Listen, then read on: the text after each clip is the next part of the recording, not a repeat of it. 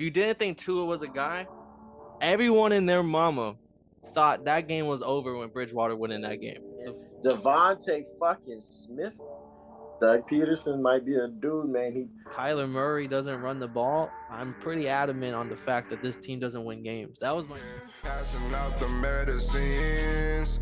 We've been on that rock star regimen, knowing that I'm heaven sent, higher than I ever been. I got a problem. What's going on, you boys? Welcome to Totally Blitz Podcast.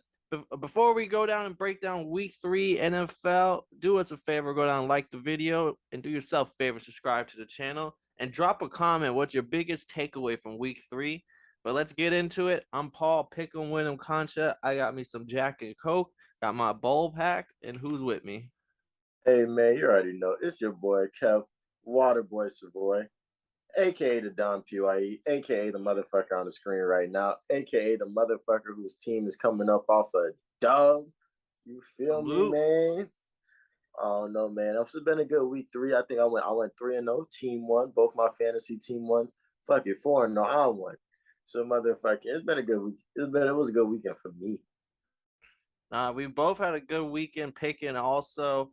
Where did we go? Week 3, both went positive. I went 9-6. Kev went 8-7.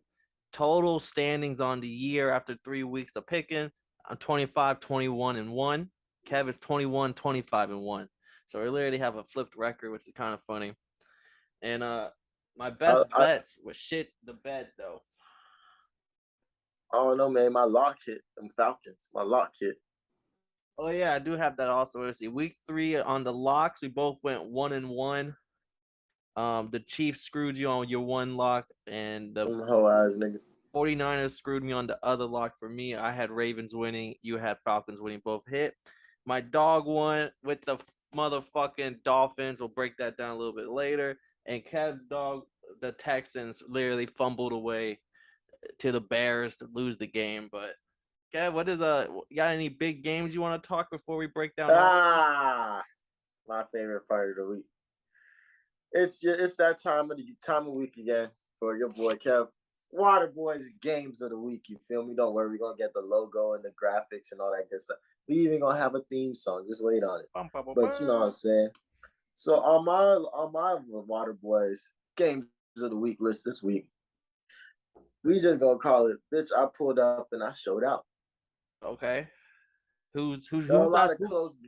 I was just ask who got the gold medal? Who showed out the most? Hey, see, look, you gotta start with the bronze first, though, man. So we gotta start off with the Lions versus the Vikings. See, look, I had a lot of options for number 3.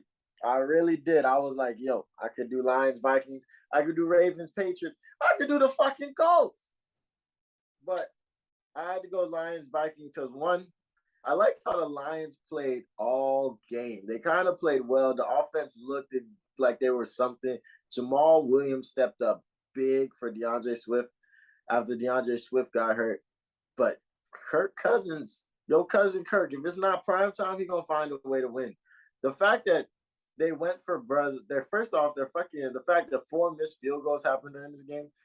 Imagine like 2 of your teams getting in the field goal range. Both your teams getting in the field goal range, and y'all both start off the game with missed field goals. And guess how you fucking ended the game? With missed fucking field goals. Like, that shit is tragic. So definitely got out there. But the fact that Kirk Cousins had Jay Jettas locked all the way up. Adam Thielen looked like he had some good attention on him. So he found a way to throw it to KJ Osborne 3 times in one motherfucking drive. All right after another, back to back. Deep as fuck, and he only just got more and more open. And I found out that this boy KJ Osborne is from Detroit. Oh, that's nice. I didn't know he was a Detroit boy. They say he grew up 15 minutes from the stadium. That's fire. So, hey, that shit was fire. I was like, okay, so I got to put my respect. What did you see in this game? Because the Lions, this is another game the Lions really could have fucking won. The Lions do what the Lions do. They find a way to lose it. Swift got banged up. Jamal Williams came in. Amon St. Brown a little banged up, so I just want to see how he goes into next week. They're thinking he will play next week, but there's something to keep an eye on. But for all my fantasy owners, go out there and pick up Jamal Williams ASAP on the fantasy waiver wire. He is the biggest must-add target at the waiver wire so far this year.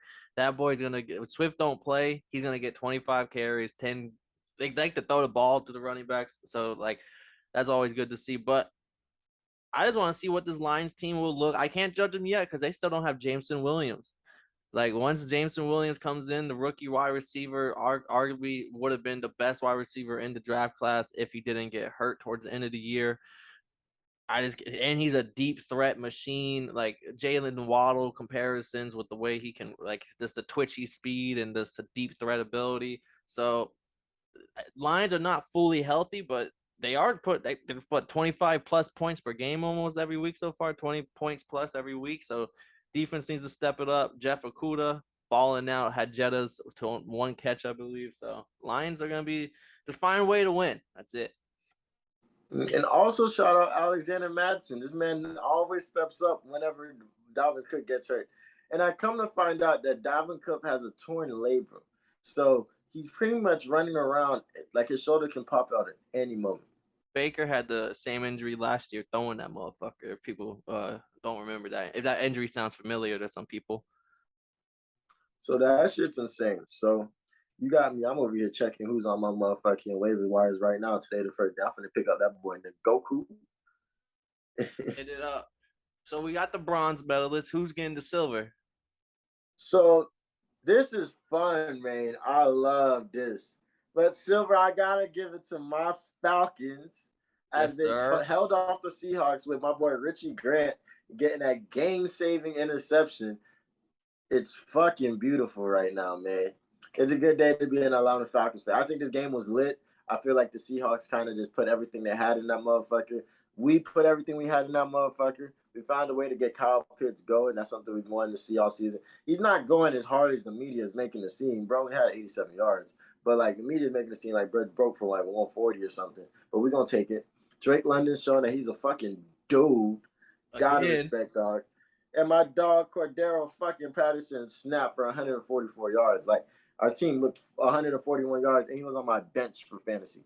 Like, motherfucking, this has been a fucking great fucking week for to be a Falcons fan. Another great fucking game. We played 3 slobber knockers in a row. How'd you feel about this game? Because I was lit. Man, all offense for both sides of the ball. Like Geno Smith threw for 300 yards. Seahawks run game still didn't get started, but like Geno Smith threw over 300 yards. I don't know if he's ever thrown for 300 yards before.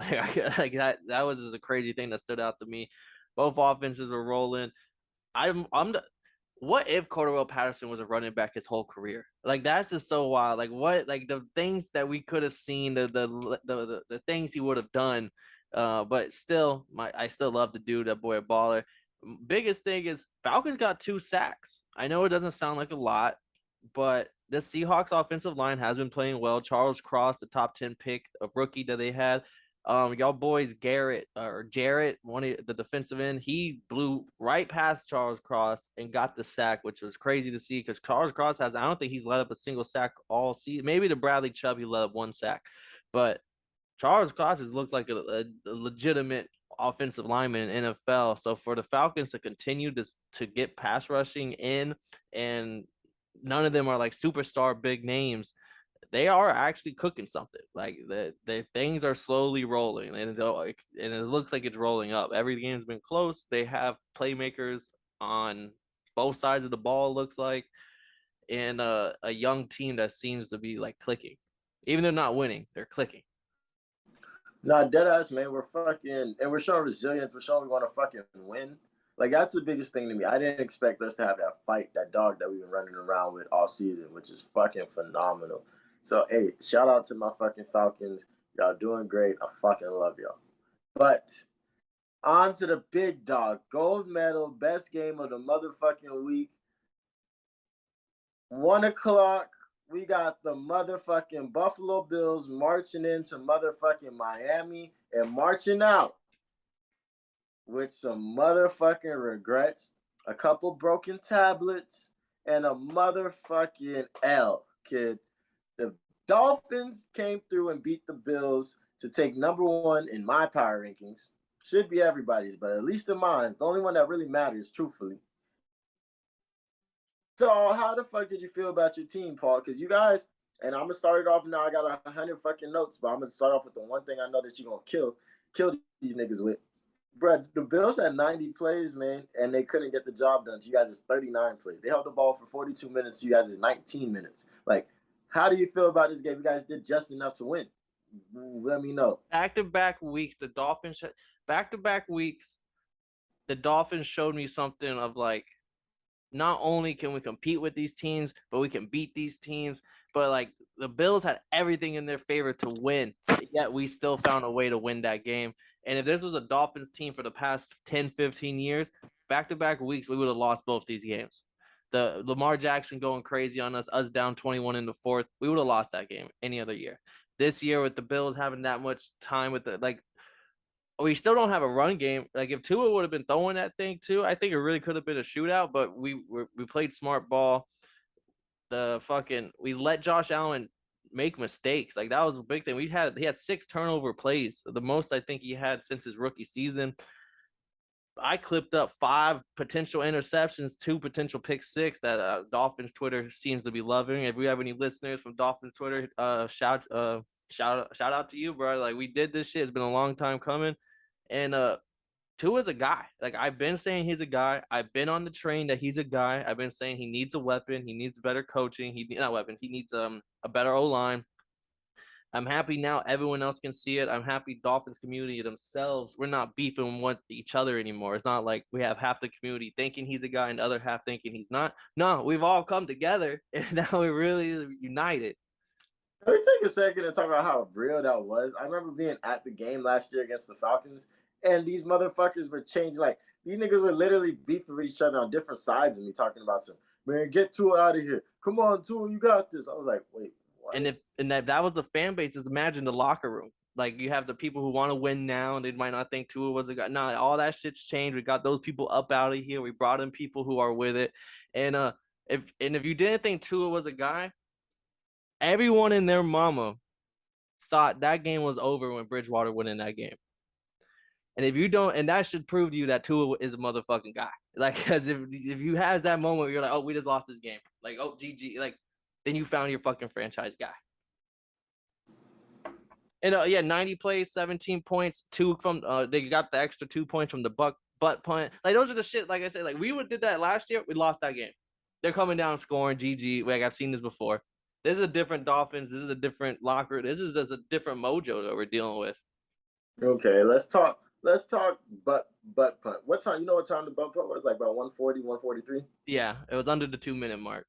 So let's talk about what got them into that situation first. You guys stopped the Bills 4 fucking times, and on the last drive, on the last play, it looked like Josh Allen could have got the touchdown to Gabe Davis, but motherfucking the ball didn't get there. So that's one thing I want to shout out on top of this team, because I think that's the difference, because you guys have always had a good defense, but the plays that your defense is making now in critical moments is insane. The fact that Gabe Davis is getting his shit knocked the fuck, getting the ball jarred out at the fucking end zone when they could have scored that touchdown to go up, blah blah blah amount of points, 4 points maybe. So you guys are balling on both sides of the ball, and if one side isn't showing up, the other side is pulling up, because Xavier Howard over here fighting and thugging it out with Stephon Diggs the whole fucking game. Yes, sir. That defense is something nasty. And then even in the last drive when they're coming down, they're making moves to an extent, but this is not easy. Like Josh Allen is catching 100 people in his face in the first. We can't even get a whole 3.5 seconds. Like you don't got time for a double move. Like you got to get it out of there. You got Josh Allen running around the whole place, stepping back, dropping back 63 times. Like your defense really showed the fuck out. So like that's why you guys are number 1 in my power rankings right now. And just look at the people we've beaten on this way. We had the 10-win last year Patriots. We had the fucking Ravens, Lamar's MVP season, and now the number 1 team in all the juggernaut people didn't want to see. So yeah, I respect it. I respect that. I've seen another people's list that has us. Every list right now either has us at 1, 2, or 3, and I respect all 3 of them. I do. I cannot wait to play the Bills again come December. in Buffalo. It will be a different game. People will be healthy, but I'm not worried. I think we're clicking and we're only gonna get better. My only fear is I just hope we don't end up like last year Cardinals, going 7-0, balling out, and then the next thing you know, like shit, this like things not clicking because like I don't know. I'm just getting these weird feelings. I've never felt this way like a Dolphins fan, so I don't know how to feel. No, I respect it, man. But that was, I think, my last takeaway from this is you guys' ability to just tear apart that. I understand that their secondary was hurt, but Jalen Waddle was unstoppable. Like, if you don't have like that number, first off, I don't know who number 4 dude was, Johnson. I'm cutting, bro. Before I'm not even. Hey, bro, give me a pass. Give me a pass. Third and 22, bro. Like Deep he's shot to getting killed. Waddle. I was showing the highlights to a couple people to show them like there's niggas in Florida eating right now, and I had to show them like, yo, you guys see something? You guys see a fucking a similarity? Every one of these big plays, that number 4 dude is in the area. Anytime something happened, he was there. He was there seeing it in person. I understand you guys in the secondary is beat up, but the fact that you guys could just 3rd and 22, throw that bitch up, motherfucking all day. Y'all are different right now, and I want y'all to keep streaking like this because it's gonna be a fun playoffs. Yes, sir. Well, I appreciate the gold medal, my guy. Them boys definitely deserved it. Nah, no cap, man. But let's get into these next 2 games. I really have that kind of water in with what I got going on. All right, what's up? So we got Alabama quarterback Tua Tagovailoa. That's definitely not how you say that shit, but that's my first time ever trying. He's balling right now, but he's not the only one. You guys are the only 3-0 team, but we have another 3-0 fucking Alabama quarterback in Jalen Hurts, who is balling right now.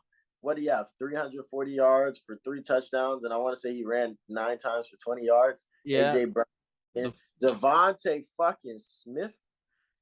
Devontae Smith, 8 catches, 169 yards, and a touchdown. They just absolutely manhandled the Commanders.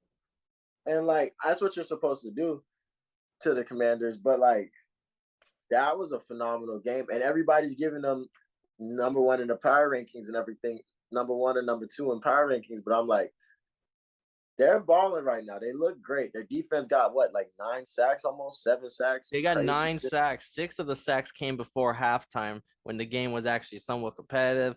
4, and in that first half, 4 3-and-outs, a fumble, 2 6-play drives that only went for 10 yards that both ended up punting, and there's absolutely nothing. There's everything either a punt or a fumble. So unless you're a fan of good punting, you probably didn't pay attention to most of this game. So what did you see? What did you see in this game for this Eagles team? Eagles are as a Swiss Army knife. They have their secondary 3-headed dragon, Bradbury, Slay, and C.J. Gardner-Johnson. And then their defensive line is just like Jordan. When they drafted Jordan Travis, they just are like a defensive line factory. They just always have a good front seven. Then on the offensive line, I think Lane Johnson is ranked like one of the best offensive linemen right now, PFF. They're just playing well all together. Hurts, if he ever feels trouble, can get the fuck out of there, but he also has the great accuracy that made him be like a first-round quarterback pick. My big thing, though, the only thing that made me feel kind of iffy on this game was all 24 of the Eagles' points came in that second quarter. They didn't score a point anywhere else in this game. They had one really good quarter, and then even come second half, they only got 60 or so yards total, whole second half. I know you're running the ball, you don't really care, you're up 24-0, all that stuff, but it's still a second half, you only got 60 yards with all the drives you had. So you can't be doing that. Like I just worried because I'm like, y'all did everything in one quarter. Like you got to be able to do this. So it's a 4-quarter game, especially come later in the season. Nah, dead motherfucking ass. But like that was my only thing. But their defense played so well. I was like, I understood it. I wasn't gonna trip. But we'll see as the season continues and the level of competition grows as well. Because they're 3-0, but they also played the Lions, the Commanders, and who they play last? The Vikings on prime time. You always gotta remember that. Yeah, so like that's big things. But before I forget about that last game, I need 2 reactions from you. What is your reaction? Butt punt. There's a minute 43 left, and you understand that like if the ball that bounced differently, it could have been a touchdown. I'd do you one better. My dad called me as this game was going on, and I'm literally like, I thought he's calling me because he's seen the Bills game. I'm like, we're about to fucking beat them. I told everyone. I told him. He's like, what? I'm like, yeah, we're about to beat the Bills. Like, we just stopped them on 4th down. Like, we got the ball back. 2 minutes left, and then I'm on the phone for like 2 minutes. So we run all 3 of our plays. Now we're about to punt, and I'm like, oh shit, we about to punt the ball in our own end zone. Like, all right, we still got, and then we hit it's off his ass, and I'm literally like, what the fuck? That's like what happened. I was like, he just punted. And the ball just went straight up in the air into the like. I'm like, it's a safety. I don't know what happened. Like, and then the replay, and he literally tunes into it while on the phone, and he's just like, oh my. Even he's like, I've never seen that before. I've never seen that in the NFL. And I was just like, we lost this game. I literally in that moment, I was like, it's all because you called me and I answered the phone with, we beat them. Like if you wouldn't have called me and I wouldn't have like jinxed, I was just like, I jinxed it. I spoke too soon. That's crazy. I should have called your ass. No, but they different, bro. We're different this year. Even when I seen that shit, I was like, bro, what the fuck did I just witness? This shit literally just went backwards. So that's a good one. And then also, I need your reaction. Ken Dorsey, Miami Hurricanes legend. Yes, sir. Spazzing out in the booth after the time ran out, and which you should be blessed that there was even a 3-point game and you guys were that close. So that's fine. But motherfucking, how do you feel about the time running out? Because the game wasn't over until that clock stopped, and then Ken Dorsey. I was laughing my ass off the moment he cut up. The moment Isaiah McKenzie cut right back up the field, because I thought he was gonna go out of bounds, and I was like, "Damn, Tyler Bass can kick this bitch 58 yards. Like he can kick this bitch 60 yards. I've seen this shit happen before." And then all of a sudden, fucking, he cuts back in, and I was like, "You dumb motherfucker!" Like that. Like I was like, and I had to double check the clock, like not the clock, but the timeouts. I was like, "Yeah, they don't got a timeout. What is he doing?" And then like I just knew when they were trying to line back up, like there wasn't enough time. It was like similar to that one Cowboys game last year when Dak took off and ran it with like only 15 seconds left, and then also you just knew there wasn't enough time. I didn't like you didn't like I wasn't worried about them getting a spike off. I was cheering, and then I happened to look back and see Dorsey throwing shit. I was laughing because hey, like that's funny as fuck, but also it's.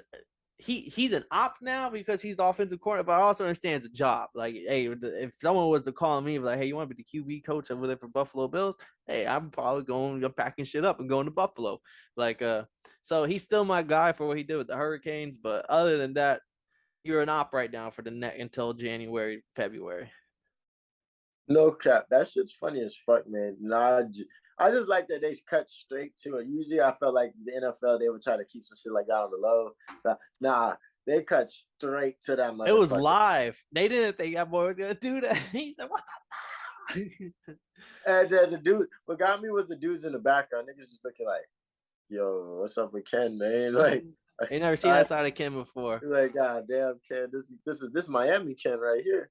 But nah, that shit was great, man. But on to my 5th favorite game of the week, which is no longer Waterboy's game of the week, but the Baltimore Ravens beat the Patriots. And this game was interesting to me because this game could have been another one that they blew. The fact that they almost lost this game is crazy because I want to say the fucking Patriots had 4 turnovers on their last 5 drives. Yeah, the second half, that's the one thing I have highlighted. It was first half Patriots looked good, especially on defense. They got sacks. They intercepted Lamar, kind of keeping Lamar at bay as much as you can. Second half, though, was when the Ravens defense, 3 interceptions and a fumble. Lamar Jackson's price literally just fucking skyrocketed. Lamar Jackson is that rush. Yeah, like second half was just the Ravens woke up, I felt like. And then the Patriots, Devontae Parker balled out 156 yards, 5 catches. Well, now I'm just worried about because both of them have big injuries leaving this game. Ravens lost another left tackle in McCarry. This is like their 3rd left tackle they're going to be down to. And then Mac Jones, high ankle sprain. And he might need surgery for that ankle sprain. So Patriots might be without a quarterback or going, shopping around for the next 4 to 6 weeks, whereas the Ravens won't have a left tackle until Stanley comes back. So those are just 2 big injuries leaving this game that has me circling like, damn. Was it worth it? Was it worth it? There we go. I think this game was lit. I feel like the mistakes that were made was Mac trying to win the game. Like, and that's where we kind of come from. We're not the biggest fans of Mac on this podcast because we feel like when it's time to win the game, that's not who we really trust. If he doesn't have a good running game going, it doesn't really seem like he's gonna do too much. So like the touch, like the interception in the end zone to Marlon Humphreys, or like even the fumble by I want to say Jacoby Myers maybe, and on the last play to hit it. Like these are just things that happen when like you kind of have a team with no dudes. You feel me?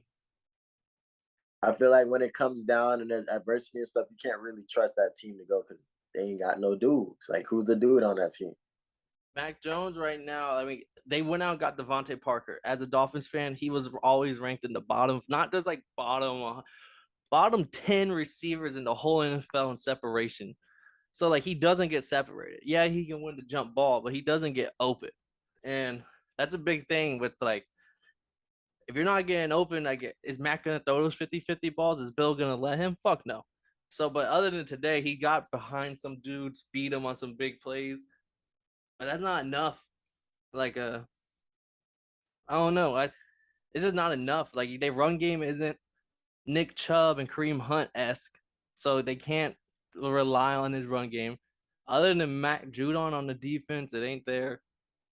I will say, with exception though, they have a cornerback who I think is ranked number 1 out of all corners right now, Jonathan Jones, and like that boy, like this might be a fucking cornerback factory. That's why they could just let JC Jackson go. But this game showed that both these teams are really competitive. Both these teams are gonna do anything. Mike Jones with a high ankle sprain. We hope that he gets everything come back and figured out. But we'll see what this team has in store. Facts. Let's see. We see some 1:00 games. Texans at Bears.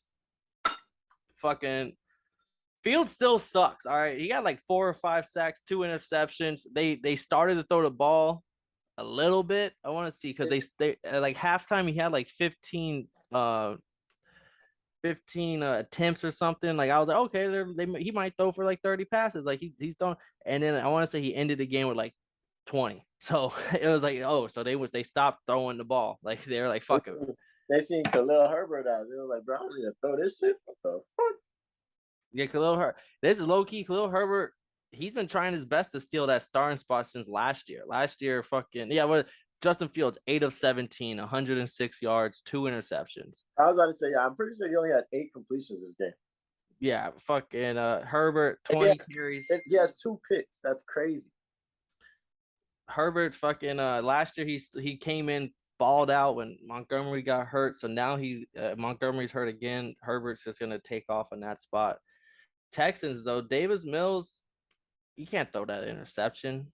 You can't not straight to the linebacker's chest on your own like 30 or 20. Like you can't set him up in field goal range with less than a minute left. Yeah, that was a big Davis Mills. That was kind of embarrassing. But I looked at this game. They played well. Lovie Smith. I was actually worried about the rush defense. I thought Lovie Smith, because I picked up Khalil Herbert in the waiver wires, motherfucking 20 minutes before the game started, and benched that motherfucker. Because I was like, nah, Lovie Smith gonna have that rush defense for their ass. They gonna force Justin Fields to throw that thing and expose himself. Oh, he exposed himself, all right. You damn sure. But, yeah, he exposed himself, all right. But this Bears team is interesting because they're 2-1, but they definitely deserve to be 0-3. Like you're like the way they was running around in the rain with against the 49ers and shit showed that like motherfucking, and their numbers haven't changed since. Like they've had the same exact numbers. So like the rain was not the reason for that. So like that's how I look at this Bears team. I don't really see much promise from them. I feel like they have that 1-2 punch to pass rush, and then they looks like now they have some decent running backs. But this team is supposed to be like a 3-14 team, but they might get like 5 or 6 wins because they just know how to steal them. See, no, I think they got their stealing done early. I was actually gonna say if you could go out and find a bet of like under 5 wins, which would probably be like some good odds on because they already got 2. I would take the under 5 still, just because like they're not gonna keep like they're not gonna get rainy day games for the rest of the season. And I think after Texans, I don't think they have another really super easy win on schedule. Like even the Lions are gonna like squash them in division. I think twice. No rap cap, man. Motherfucker. Oh, here go my keychain. I've been looking for my Falcon shit. I like to wear just the keychain after a win. You know what I'm saying? Because we got the keys to the streets. Okay. But yeah, but I feel like this game should have been on the blowout block, but because it's the motherfucking Texans and the Bears, it just like it was a close one. So like they just need to do better. I hope the Texans find a win because they're a team that could be 2-1, 3-0 right now, low key. So I hope the Damian Pierce played well out of Florida. Played well. So let's hope they do something. And then we have the Raiders at the Titans. Titans snuck one out here. Bruh, what the fuck? Darren Waller? I'm not a fan anymore. I'm not a fan after this game. I feel like I thought the reason why he has games where he looks kind of off and stuff like that is because he gets a lot of attention. But nah, you're not no Travis Kelce. You're not no Mark Andrews. Like, you is not somebody to trust with the motherfucking hand. I like that dude, Mac Hollins. That touchdown he got was pretty fucking nice. Former Dolphin. We got rid of him. Yeah, pretty much pretty late in the game. And then Devontae Adams, I just realized is going to eat regardless. But what's up with this fucking Raiders offense? They look like they didn't show up until motherfucking what? The third, 2 minutes left in the third, the fourth? Yeah, and then like it's only 0-3 team in NFL right now is the Raiders. Only team to yet get a win right now is the Raiders. After spending all that money, getting a new coach, Josh McDaniels, Patriots, fucking Bill Belichick tree, like, yo, what the fuck is going on in Las Vegas? And Devontae Adams, like 5 catches, 36 yards, and that one touchdown saved his day. But 5 catches for 36 yards on 10 targets. Like it's just so ineffective. Like the first week 17, he's getting a lot of targets. They're not completions. They're forcing it. It's not what I think they had in mind to start this season. So they just look really rough. My take on them this year has been fucking flat ass wrong. Titans, they get their first win of the season. I'm still not sold on them. All 24 of their points came in the first half. That if you didn't, and then the second half, I feel like Raiders defense adjusted to them, and the Titans didn't score a single point coming out of halftime. Tannehill made some good reads early when needed, but Derrick Henry looked like Derrick Henry of last year. Yeah, he didn't have 150 yards and all. You can't do that every game, but he was showing he was making big plays like on a 2nd and 7, get a run going for like 10 yards. That keeps the momentum going on the drive, catching some shit. Like I think his touchdown was like a 20-yard touchdown. Like this nice little. He's looking like he's getting back into motion. I respect it. Motherfucker, damn, Mark Andrews got fucking hands. I be forgetting how nice that boy's hands is. He doesn't get talked about enough. But this Titans team I'm not a fan of even slightly. I don't know what Vrabel really got going on because they could have lost this game if they convert that 2-point conversion. We're going into motherfucking OT and we don't know what the fuck's about. And you haven't scored a point since the second quarter. Hell fucking yeah. So Ryan Tannehill, I think he should pick up his CDL, get the fuck out of town. And the motherfucking, they better start looking for another quarterback in the draft. Maybe this wasn't a good year to get Malik Willis. Then we're going to be going on to a crazy underdog game right here. Colts beating the Chiefs at home. Colts are now 1-1-1. Chiefs are getting the first loss of their season.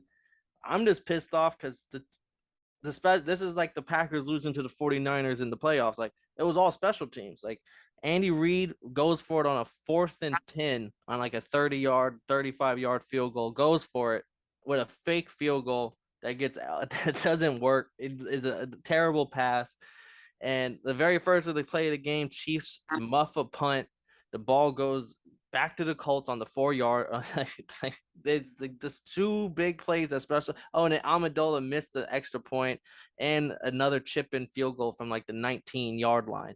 So I understand why you go for it because the kicker is not working. They actually released him after the game, but What the fuck, bro? I lost my suicide league because of the Chiefs. That was my pick of this week. I didn't think I had anything to worry about. Isn't Harrison Butler their starting kicker normally? Yeah, he got hurt, so he's out. So they got this Amendola guy, and he don't got him no more. That's how good it went.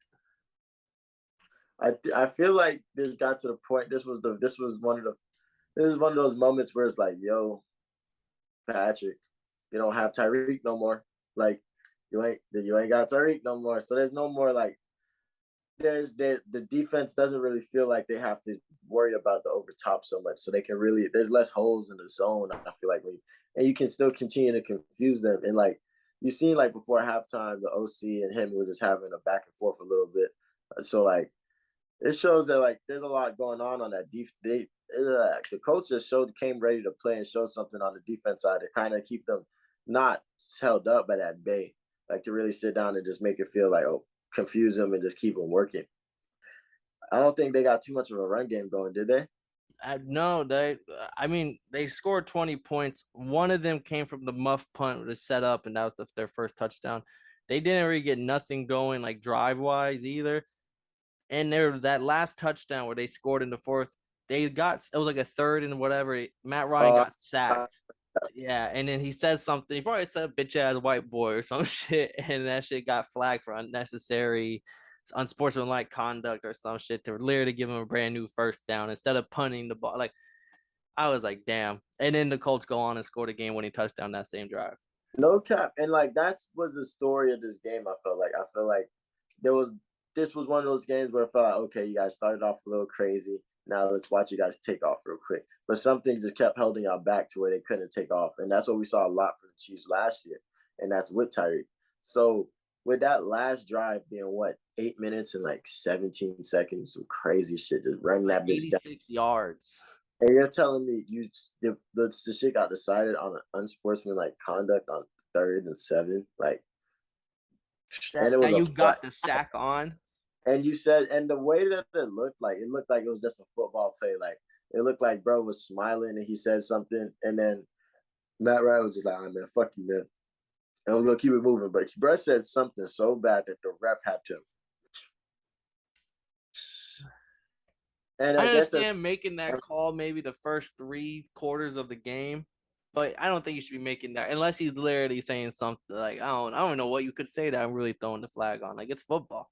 And it's like they say that these points of emphasis that they got going on right now. So like with the shit with the taunting and all that. Last year was with the taunting and everything. So like, but this is stuff that used to make them money on mic'd up not too long ago. But hey man, football's football, man. But that's what they did. The Colts got their first win. So now we're going from Frank Wright. Maybe they got something over there. Then from Frank, now we think Frank Wright might got something. But Matt Ryan went 222 yards for 2 touchdowns. So like, we're forgetting that we think that he was washed when he threw that first interception in the beginning of the game. So like, we'll see what this Colts team can do. Can they bounce back? Can they get Jonathan Taylor going in the next game? But we'll see, man. The Chiefs, on the other hand, they just gotta just beat the teams they're supposed to beat. Yeah, fucking. Let's see what's the next game. I think I know we got 2 more 1:00 games.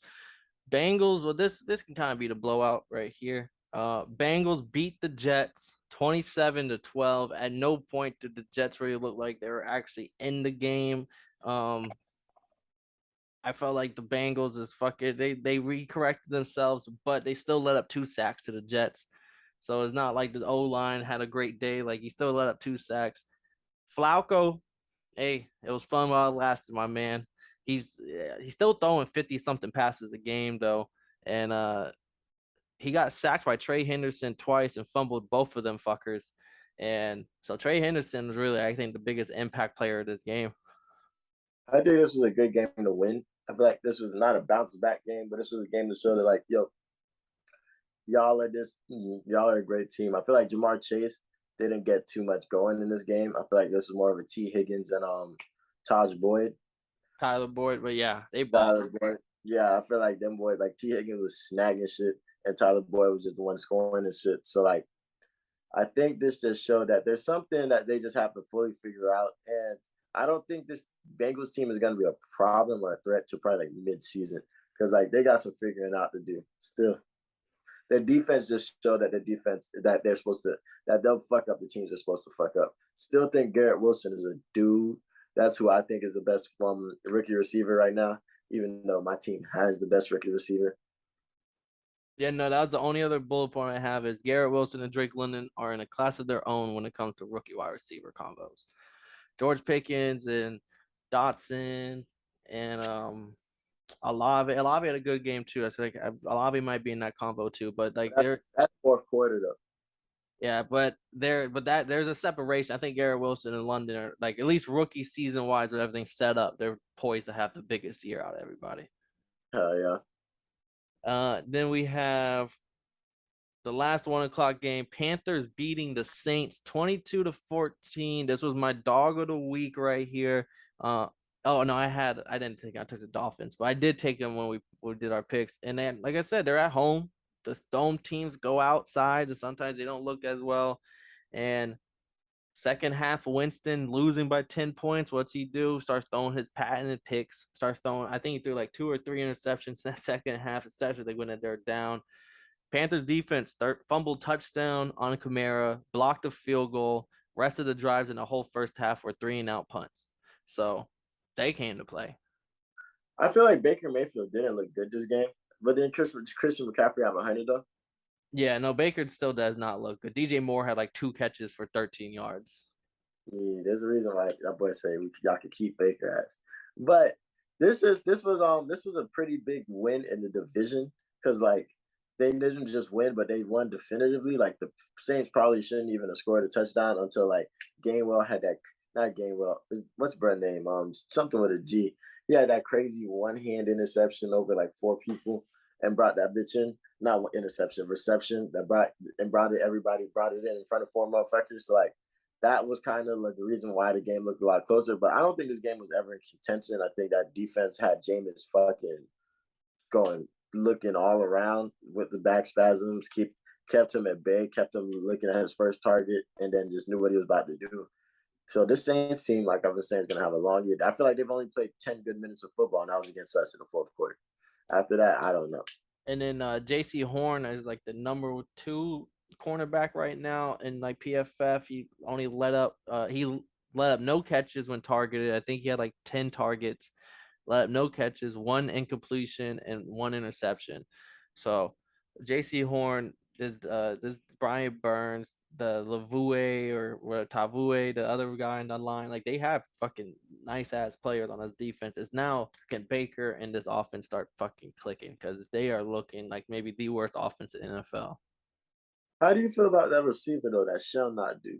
Oh, Laviska Shenault. He was a Jaguar receiver. When he was like on his second year, I believe he was a rookie last year. He was just kind of a weird guy because he was too big to play the slot, too small for not fast enough for stuff for the X. He had good footwork. He was similar to like a Curtis Samuel because like they would also use him as like a running back. So like he kind of fits the Panthers scheme perfectly because they like the DJ. Like they did the same shit with DJ Moore. Like, oh, we have a guy that can play X, play slot, guy that can take a fucking a handoff every now and then if we have to.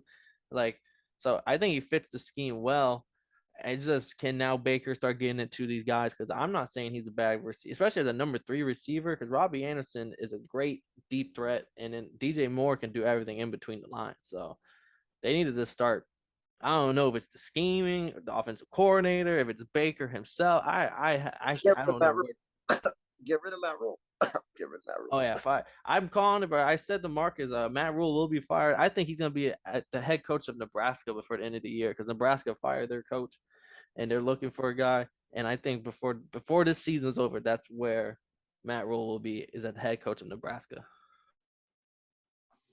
Yeah, that motherfucker sucks. On to the next one though. 4 o'clock. On to the 4 o'clock games. Can we talk my favorite 4 o'clock game? I already know which one. Is it the Chargers? All right, yeah, we had the mighty Jaguars going into LA, beating the Chargers 38-10, and it wasn't even close.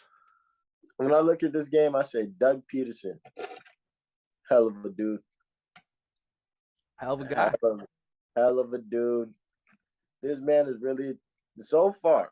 We're not gonna talk too much, But the fact that the Jaguars have 2 wins in 3 games is insane to me. Like, these are not the Jaggies that we was rooting for last year that beat the Clown Town Jags. These are the Jaguars, and this team looks promising.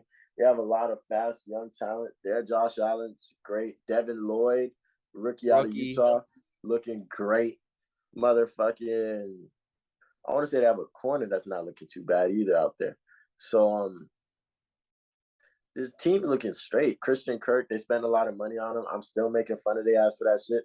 But, hey, it was worth it at the end. It's looking like it was worth it because he's over here playing well. James Robinson broke for, 50 or 40 on the ass for that touchdown. The 50-yard touchdown, that was, the fucking backbreaker.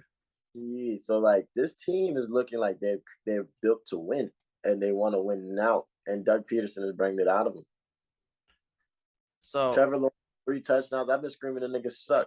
But Brett looking decent, 2-1, and that 1 L was to the Commanders, which the Commanders came back on some last minute shit to win. So they could have potentially even be 3-0 right now. Talking, they last 2 games where they combined for 62 points and only let up 10 points on the defensive side. 62-10 in the last 2 weeks.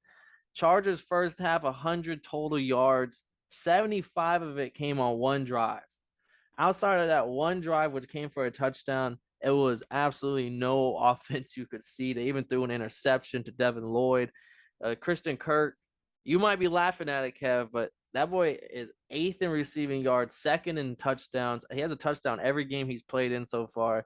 He's not just getting open; they're getting him he's on his Cooper Kupp type shit where they're scheming him plays. You can tell oh, that play was for Kirk. That play was meant to get him open and to get the yak after it. And then Zay Jones is balling. Who's Marvin Jones Jr., the veteran jump ball man. He almost had a touchdown. He was just right out of the back of the end zone. Trevor Lawrence is looking like the highest graded college quarterback we had ever seen for that coming. He was up there with Peyton Manning, Andrew Luck. So he's starting to look like an actual number 1 pick in the NFL. He's being patient, man. He's looking like he's making. Then they're holding up for him. He didn't get sacked too much this game, did he? No, the O-line, they're not top 10 O-line, but they are a top 15 unit right now. And on the defensive line, they have Trayvon Walker, they have Jones. They've spent $40 million on the defensive line. They want to win, and they got Doug Peterson, Super Bowl winning coach. You talk all the shit you want, but he's Super Bowl winning coach, way better than Urban, and it's showing right now. Like Trevor being comfortable and just happy. Look at Tua, he's comfortable and confident. He's just happy. Look at what we're doing. Trevor's looking confident, happy. Got guys around him. Guys are happy they're forming something. Doug Peterson might be a dude, man. I look at it because he did the same thing for not only Carl Wentz, but motherfucking Nick Foles. So he showed that he can build offensive to work around somebody. Him and Jalen Hurts just didn't catch the right vibe in the game. But I don't think Jalen Hurts. Nobody knew how to unlock Jalen Hurts like motherfucking Sirianni has. Yeah. So this the Jags. I'm capping. He got fired because of Carl, didn't he? Yeah, he and Frank Wright came in with Carl. But my take on the Jags may have been a little. I said they're gonna take the 2nd place over the Titans. But these motherfuckers might go first. They might have overshot my expectations, and people thought I was way too high on them. Nah, no cap. Hey, like you said, you texted me. My Jags take is aging like a fine wine, and it definitely is right now, man. Another teams, we got 4 more games to see if we can knock these bad boys out here. We have the Rams who beat the Cardinals in Arizona. Rams 2-1. I should have listened to you, Kev. I don't know why I shouldn't have picked the Cardinals. It doesn't sit right with me when I do, and they let me down again. Your favorite. Kyler Murray did not look too phenomenal this game. So, but my thing about it is I feel like Kyler Murray only looks good when he's kind of just like, hey, yo, just go make something happen. When it comes to just sitting down and playing a set game plan, I really don't think that's what his forte is right now, at least without DeAndre Hopkins. I understand DeAndre Hopkins is a big-ass fucking deal, but this team has to figure out something now to stack up wins because, it might not matter when he gets back. And they're the in-season Hard Knocks team this year. So we're gonna watch. These motherfuckers don't pick up. Like we're gonna literally watch this shit week to week. Like wow, We're this is gonna see embarrassing. the Kyler study time. No cap. So this is gonna be great to see. But I also don't want to give up too much to this Rams team because like yeah, you guys pressured. You guys had pressure on Kyler, but you guys won the game. And Matthew Stafford might not have threw too many picks, but they said like 78% of his fucking his his yards came from yards after completion. Like they were throwing underneath routes because they was like, hey man, we don't want to do too much. And they only scored 20, and like Cooper Kupp scored a rushing touchdown. Like Yep. it was nice. Don't get me wrong. The motherfucker is nice. It was like a 20-yard end around up the seam, straight down the sideline. But damn, this offense is not showing like this team won the Super Bowl last year. No, I co-signed that Rams take. And also James Conner is not a great running back that people expected him to be. Top 15 guy going in. Like they got rid of Chase Edmonds to let James Conner be the main running back, and he hasn't done absolutely nothing. Like I think he has like 30 yards or so, like multiple games this year. Uh, and if Kyler Murray doesn't run the ball, I'm pretty adamant on the fact that this team doesn't win games. That was my take on why they wouldn't win a lot of games last year, was because Kyler got injured that first year, and after he got injured, he stopped running the ball and they started losing. But they wanted to protect the franchise guy. He last year he didn't give a fuck. He was taking off, making highlight plays. Last week they beat the Raiders. Why? He's making highlight plays. He's playing backyard ball. No one could catch him. He's a cheat code. But like we can't if you're not doing that, this Cardinals team doesn't look like they're gonna win anything. No way. And it's crazy because when by winning like that, when you do win, everybody talks about it. But like if they can't do that throughout this, there's no way. Maybe we're hoping like there's some spread that comes back with DeAndre, but like their defense. How do you feel about their defense? They don't get pressure. Like I mean, I can't judge the defense on this game because Stafford didn't look good. I don't know if it's because of the defense, and I don't think it's because of the defense. I think it's more on this Rams offense that has not clicked, and they do not look good. Super Bowl hangover is real. Okay. But hey man, on to the next one. What are we talking, man? We talking the booty pirates? Yeah, Booty Pirates losing at home, getting their first loss of the season to the motherfucking Green Bay Packers. We were both on this. We both took the Packers here as the underdog. The booty pirates were missing Chris Godwin, Mike Evans, and Julio Jones. What the fuck were they supposed to do? Who they was throwing it to? Russell Gage was their best target. They had Cole Beasley, Russell. They did activate that boy Cole Beasley. No rap cap. Them boys didn't have shit. Tom Brady attempted to make it work, but I'm more worried about this fucking Packers offense because Aaron Rodgers started off the game throwing like 15 completions to like 7 different receivers or something like that. Like they're trying to make it work. They got Romeo Dubes. He's a dude. He's nice. And Lazard's looking like he's a decent number one. But Aaron Jones, but this team, I feel like they messed up a lot. I feel like they went up those 14 points and they kind of just like couldn't really figure something out. Like Aaron Jones fumbling in the red zone. I don't think he threw a pick, but I just feel like they just couldn't pick up the pressure after that, like pick up a consistency. Yeah, no, that fucking Aaron Jones fumble is crazy because Vita Vea literally comes out of cover, like pulls out of defensive from the trenches, pulls out, goes into coverage and forces that into it. But that was also the play where I felt like momentum shifted for the Packers because they came out first drive touchdown, made it easy. Romeo Dubes getting the catches underneath, getting the yak, looking like a Devontae Adams is getting the quick screen, getting the yak. Lazard is the red zone guy. He's big as fuck. He can block real well down the seams for like the screens and stuff. And that's what they're doing, slow and methodical. They're playing Packer football, touchdown. They get the ball again, 12 play, 70-yard touchdown, 6.5-minute drive. They're back-to-back touchdowns. Then they get the ball back to the booty pirate Buccaneers. They punt the ball. This is back-to-back 3-and-outs for them. Then the Packers get the ball. They go 60 yards or so, get in the red zone, slow and methodical again, just for that big fumble. And then the moment, that's what the momentum I think just shifted on, and that everything went from, oh, this is easy pass, and then because their defense went out and forced the fumble right back and got the ball back from Perryman. Yep. and it didn't matter. The offense, I think, was now hesitant. Like I don't. It just completely shifted everything right after that. Do you think it's because they were playing against a good defense? Because I feel like you can say the same thing about the Bucks as well. The offense, they knew they couldn't really do anything downfield like that, so the offense was very slow, and they couldn't really get anything off. And then before we talk into the 2-point conversion, their last plays and everything, but do you think this was bad offense or good defense? Good defense. I think good defense on both sides. I think my one worry was the front seven stopping that run game. And after they stopped, because the first two drives, I think it was mostly Aaron Rodgers and short passes, and some good runs on some short shit. But after that shit happened, they couldn't get none of the runs going no more. Like they were just getting stuffed at the line. The screens were getting red, and but I think that's also just because the Tampa Bay has a great front seven that no one can run on. And then same with the Packers. Russell Gary's a guy. Russell Douglas is a guy. Jair Alexander's a guy. They, David Bakhtiari was in the game, so that was also a good sign to see. That was in the game for a little bit. That shit did look good. But on to the game deciding play. So the Bucks come down, they score. They score a Russell Gage, Tom Brady to Russell Gage, 2-point conversion. Looks like Leonard Fournette's about to punch it in, but they get the delay of game because they get the delay of game. They try it again, they don't get it. How do you feel about this? They should have got the delay game on the touchdown.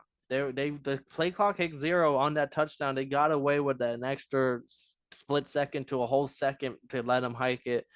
And that's why I think they didn't let him get away with it the second time, because the coach must have, LaFleur must have said something like, "What the fuck is going on?" Like they had a call that second time.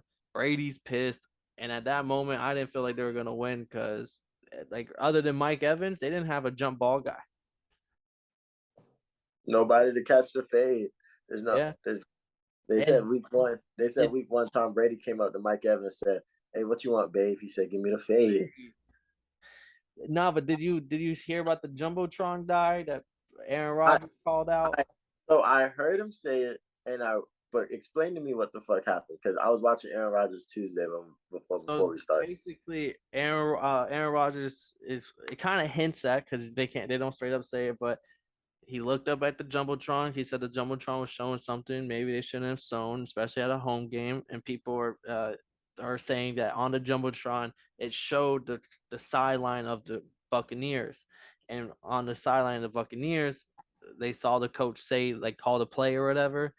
And they believe Aaron Rodgers read the lips. And football, they all use similar terminology, especially for certain routes and certain formations and stuff. He read the lips of the coach and passed it on to LaFleur, like, "Oh, this is what he said on Jumbotron." So then the defense knew what to watch for. And so that was like, people were like, "You stupid," like, people are now like calling for the head of that Jumbotron worker guy. Somebody getting fired. Especially this is playoff time. Like, this is late season shit going on. People will be getting fired. And I bet you every Jumbotron worker in the NFL got a memo this morning like, "Hey, this is what we do and what you not do. You can and can't show, especially in the fucking fourth quarter." But what did you think of that last jump? That last, like, how did you, going into that last play? Did you think Bucks were going to OT here? Before the delay of game, so here's my thing about delay of games. The way it was explained to me is that the ref kind of looks up and is like, "Hey," like, it's kind of like you see that the clock is at 00.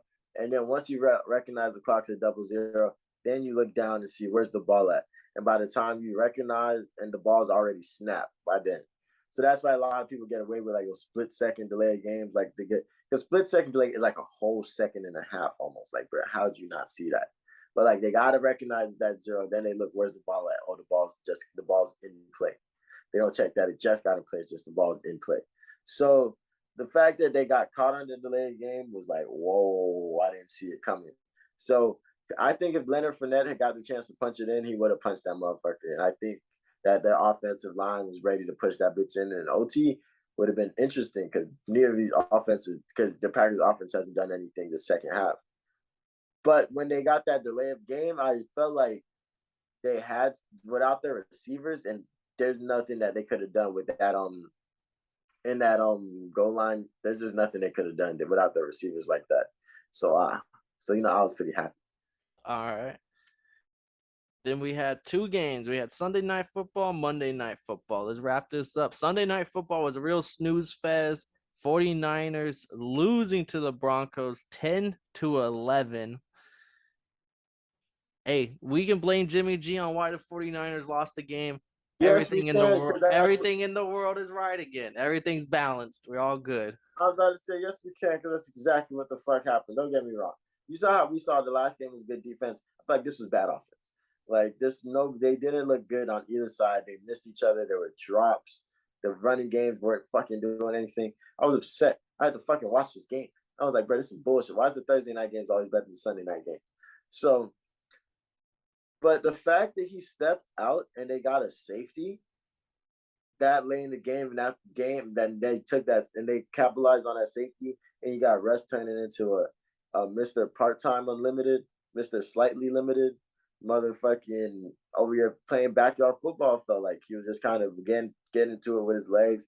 They brought it down and they scored that touchdown, and that was the decider of the game. And the fact that you won 11-10, and these motherfuckers talking about some, yeah, it was ugly. It was ugly. Nah, bro, this game was fucking gross. One of the worst, bro. 10 punts in the first half. Russ, 160 yards total this whole game. 9 3-and-outs on an offense with the Broncos. Jimmy G had more yardage. Like, in the worst part, 49ers had 3 turnovers, and they were still like winning the game for the majority part. Like 3 turnovers. Jimmy G threw a pick. Actually 4 turnovers if you count the safety too. So, like, in this game was literally the Broncos win by 1 point, 10-11 with 4 turnovers. Like, the winning the turnover battle 4-0. And they over here interviewing Russ at the end of the game, like, yeah, man, this team got grit, this team got resilience, they know how to find a way to win. Bro, if y'all disgusting. Jerry Judy dropping passes and shit. Like, this is crazy. Yeah, this shit is out. It looked bad out there. Monday night, people thought this game was gonna be a lot uglier. This game actually looked pretty good for a while. It was a good game. We had the Cowboys beating the Giants in New York. Honestly, early in the game, I think it was like 10 plays in a row. Danny Dimes had a completion. Like, it was just like they were playing the RPO, and Danny was making the right read on, oh, okay, like the linebacker's here, I'm gonna run. And then at one play, he was running for it, and he read that the cornerback Trayvon Diggs was coming up on him.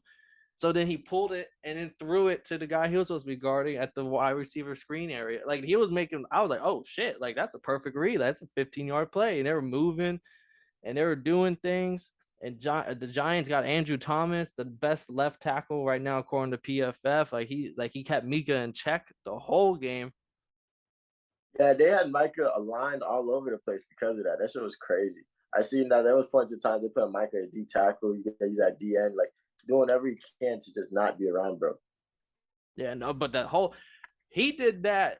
The right side in the middle got the right side in particular got obliterated. DeMarcus Lawrence had 3 sacks all by himself. They had 5 sacks as a team, so they still got to him. It's just like Andrew Thomas is a fucking wall on the left side that you're not going to get past. But there's holes in the wall, like massive holes over there. Let us come on over.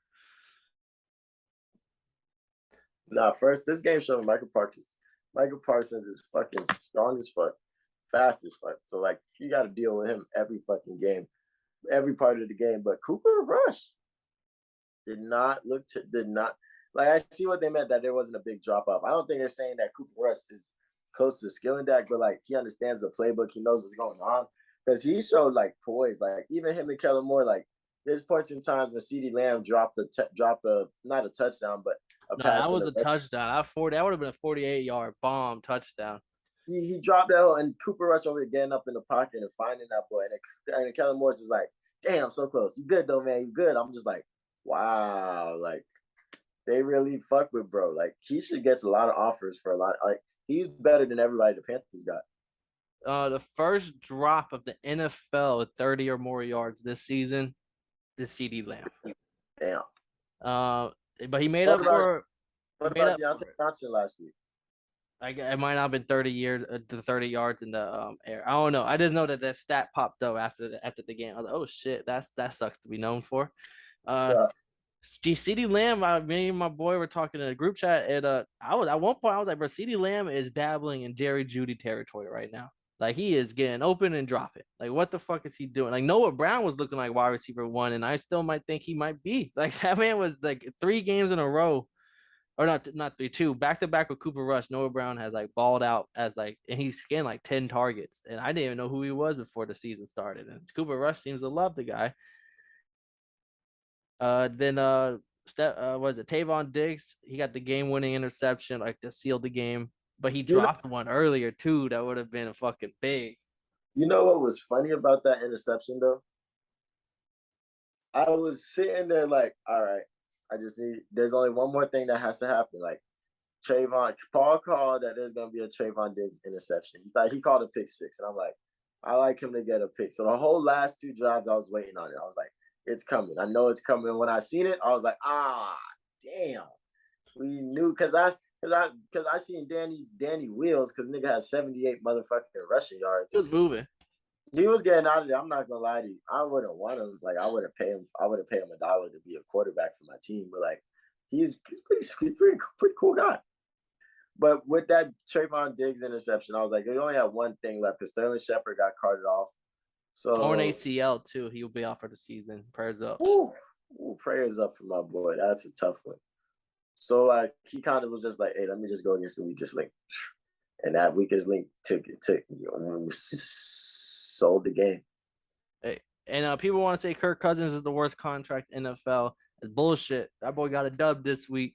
Worst contract in NFL, Kenny Golladay. That boy, $72 million for bullshit. He dropped the one. He's like, bro, I'm pissed off. They're not using me. They put him in, give him an easy ass slant. He dropped that shit, and they put his ass right back on the bench.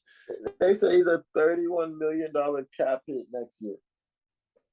Matt Stafford had him in the Pro Bowl when people gotta remember that about Matt Stafford. But yeah, now the Cowboys with Cooper. I said it last week before on the picks on that about like, hey, Cooper Rush is not a drop off, and he doesn't play scared like you see out of other quarterbacks. Like some quarterbacks don't want to throw the deep ball on like a 3rd and 6 because if there might have been someone open on the short shit. Nah, that boy Cooper Rush is saying fuck it. 3rd and 3. He might throw a 25-yard pass down the middle. He's not just looking for the first down. He's looking to win, and that's what you want out of your quarterback. No rap cap. Cooper Rush, man. And then Jerry got the interview talking about some, man, I hope there's a motherfucking quarterback. I'm not saying that I think he's better or anything, but like, I mean, if there's some quarterback competition next year, that means that we're winning games. It's better than no quarterback. And Zeke Elliott was looking pretty. He was getting yards in the middle. He was fighting for them. And Tony Pollard, I feel like this was the game that Dallas needs to play. They can continue to play like this, but it was against the Giants on prime time, so it's probably not. Motherfucking, they would have continued. They would be a scary team in the NFC. So we weren't high on the Giants, but did you see Michael Irvin today? Because he was talking about, like he said, like, yeah, we beat the Giants, and someone was like, oh, it was just the Giants, and he was like, y'all weren't saying that yesterday when they were 2-0. Y'all were talking about, oh, it's just the Giants yesterday. That boy was hey, don't cap, that's real shit. Like I was thinking that during the game, I was like, it's just the Giants. I'm like, no cap. I was gassing the boys a second ago. Like, the boys is 2-0. Hey, I was like, the ball is a genius. Hey, they're gonna be this year's Panthers. Oh, that's gonna be funny. I hope they don't win no more games, you know. But stay tuned. We live in Florida, so we got a hurricane on the way, but we're still gonna try to get the content to y'all guys. We got also the Thursday night football pick'em coming out. Miami going to Cincinnati to play the Bungalows. And it's actually pretty funny. I thought it was a funny correlation. So Miami plays Cincinnati this week, and Eagles play the Jaguars this week. Miami and Eagles, only 2 undefeated teams. Last year, Thursday night football for week 4 were the Bengals and the Jaguars. So it was just like how everything lined up for the week 4 this year. You motherfucking mathematician. I did not see that. Like, yeah, and that was the infamous Urban Meyer staying after the game incident. It's a year later. Oh, there it goes. But that's it, man, for NFL Week 3, man. Yes, sir. We recapped it and broke it down. All right, man. So we got to get the fuck up out of here. Some motherfuckers got to board their motherfucking windows and shit. I got to go find some canned foods, and there ain't no motherfucking water. So if you got water, you better fucking hoard that shit. So if you didn't know, we don't mind telling you again, you bitch, that this has been the Totally Blitz podcast, NFL Week 3 preview. We got the Thursday Night Football pick 'em coming for you. We got Totally Blitz Fight Club. And don't forget to catch us on the Week 4 preview, man. But if you didn't know, we don't mind telling you one more time to lock your fucking doors, get you an umbrella, and if you evacuate, it's because you's a bitch.